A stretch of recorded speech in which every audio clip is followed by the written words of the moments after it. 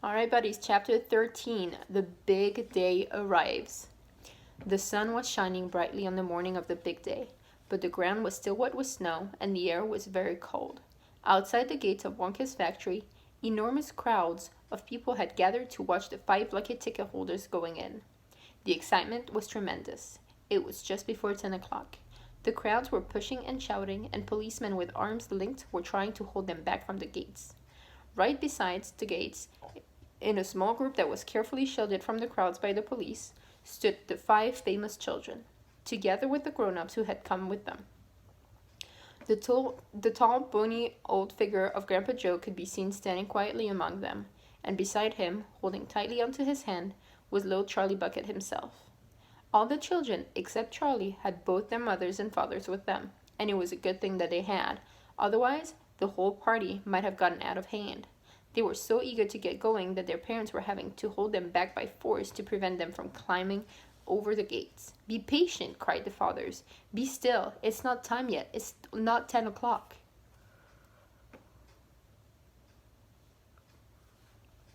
Behind him, Charlie Bucket could hear the shouts of the people in the crowd as they pushed and fought to get a glimpse of the famous children. "There's Violette Beauregal," he heard someone shouting. "That's her, all right. I can remember her face from the newspapers." "And you know what?" somebody else shouted back. "She is still chewing that dreadful old piece of gum she's had for 3 months. You look at her jaws. They're still working on it." "Who's the big fat boy?" "That's Augustus Gloop." "So it is. Enormous, isn't he?" "Fantastic." "Who's the kid with a picture of the Lone Ranger stenciled on his windbreaker?" "That's Mike Treevey. He's a television friend." "He must be crazy. Look at all those crazy pistols he's got hanging all over him." "The one I want to see is Veruca Salt," shouted another voice in the crowd. "She's the girl whose father bought up 500,000 candy bars and then made the workers in his peanut factory unwrap every one of them until they found a golden ticket. He gives her anything she wants, absolutely anything. She only has to start screaming for it and she gets it. Dreadful, isn't it? Shocking, I call it. Which do you think is her?" "That one, over there on the left, the little girl in the silver mink coat." "Which one is Charlie Bucket?" "Charlie Bucket? He must be that skinny little shrimp standing beside the old fellow who looks like a skeleton. Right close to you, just there. See him? Why hasn't he got a coat on in this cold weather?"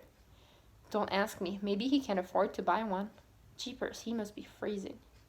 Charlie, standing only a few paces away from the speaker, gave Grandpa Joe's hand a squeeze, and the old man looked down at Charlie and smiled. Somewhere in the distance, a church clock began striking 10. Very slowly, with a loud creaking of rusty hinges, the great iron gates of the factory began to swing open. The crowd became suddenly silent. The children stopped jumping about. All eyes were fixed upon the gates. "There he is," somebody shouted. "That's him!" And so it was. And that's the end of chapter 13.